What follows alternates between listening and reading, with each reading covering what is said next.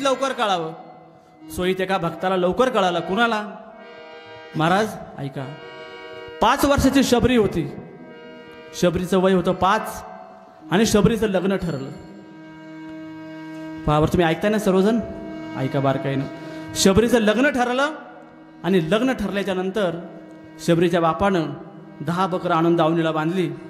शबरी त्या बकरांसोबत खेळायची. शबरी खेळायची, बागडायची, त्यांना पाहायची रोज. बापाला विचारलं यांना का बरं इथं आणलंय? बापानं सांगितलं शबरी तुझं लग्न आहे आणि त्या लग्नामध्ये या बकरांना कापून त्यांचं जेवण बनवून या पाहुण्यांना घालायचे.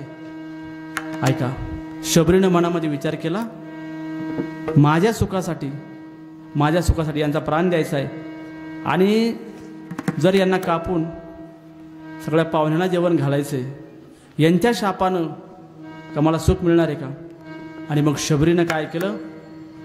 शबरी रात्री उठली 2 वाजता आणि सगळी बकरं सोडून दिली आणि शबरी वनामध्ये आली. शबरी वनामध्ये आली त्या ठिकाणी मातंग ऋषींचा त्या ठिकाणी पर्णकुटी होती, आश्रम होता आणि मातंग ऋषींची भेट झाली. आता मातंग ऋषी वयस्कर झालेले होते. ऐका, आणि मातंग ऋषींची भेट झाली. मातंग ऋषींनी सांगितलं शबरी तू इथली सेवा करते, तू इथलं सगळं सडा सारवण करते, तुला भगवंत प्रभू श्रीराम तुला भेट देतील, तुला भेटायला येतील. प्रभू श्रीराम ह्याच वाटेने जाणार आहे. आणि मातंग ऋषी समाधीस्थ झाले. ऐका, शबरी रोज देवाची वाट पाहायची, रोज देवाची वाट पाहायची. ज्या रस्त्याने प्रभू श्रीराम येणार ना तो रस्ता रोज झाडून काढायची, सडा सारवण करायची, रोज करायची. रानात जाऊन फळं आणायची, फुलं आणायची, रोज देवाची वाट पाहायची. शबरीचं वय होतं 10. शबरी आता 20 वर्षे झाली. शबरीचं वय 30 झालं, शबरीचं वय 40 झालं, शबरीचं वय 50 झालं.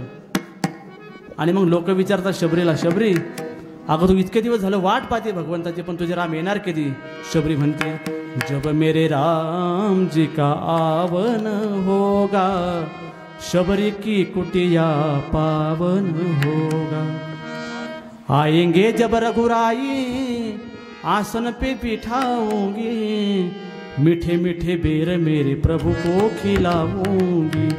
साथ साथ लखन जी का दर्शन होगा, शबरी की कुटिया पावन होगा.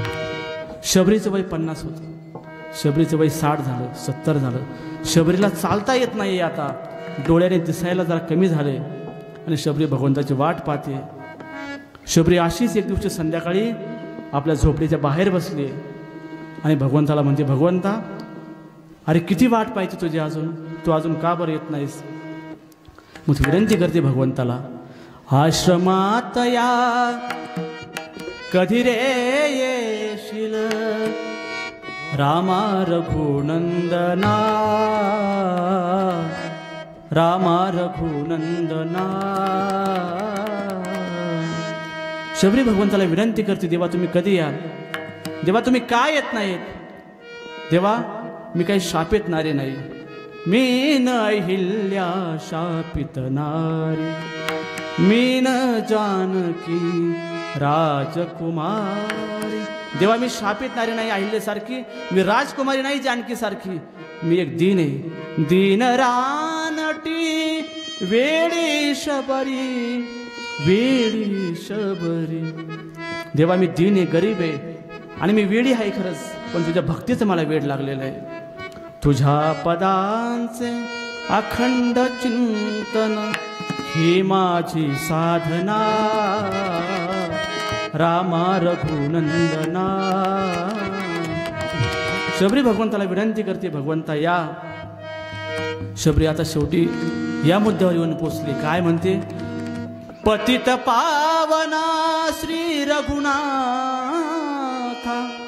एकदाच ये जाता जाता, पाहिन पूजिन टेकिन माथा, तोच स्वर्ग मज इथेच येईल, पुरेपणा जीवना, रामा रघुनंदना. आणि ऐका, प्रभू श्रीराम आले आणि शबरीचा आनंद गगनात माविनासा झाला. शबरीनं प्रभू श्रीरामांच्या पायावर मस्तक ठेवलं आणि डोळ्यातील अश्रूंनी देवाचे चरण धुतले. त्या ठिकाणी भगवंतानं शबरीची बोरं खाल्ली. ऐका, उष्टी बोरं खाल्ली. शबरीची उष्टी बोरं खाल्ली भगवंतानं. का बरं माहिती आहे? शबरीच्या भक्तीमुळं, शबरीच्या नामस्मरणामुळं. शबरीनं हित जोपासलं. शबरीला बालपणी स्वहित कळालं. काय? भगवंताचं नामस्मरण करावं ही तिला स्वहित कळालं आणि म्हणून शबरीचं जीवन सफल झालं. विठ्ठल